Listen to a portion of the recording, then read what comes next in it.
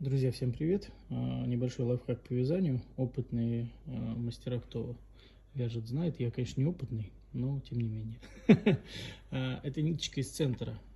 Чем это удобно? То есть забирайте ниточку из центра, если вяжете вот такими вот моточками. Это удобно тем, что он не прыгает по комнате, не провоцирует вашего кота, не собирает шерсть, не какую-то грязь и так далее. Просто вытягиваете из центра и вяжете. Она тянется очень-очень хорошо. Вот на примере покажу. То есть здесь есть такие отверстия, и там, по идее, должна ниточка быть. Ну, просто пальчик поглубже. Либо крючком можно вытащить. Вот. Ниточку подцепляете, если угадаете какую.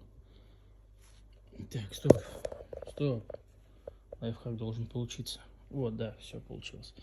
Короче, и все. И вытаскиваете и вяжете. Она спокойно лежит, тянется сколько угодно. И никуда не девается.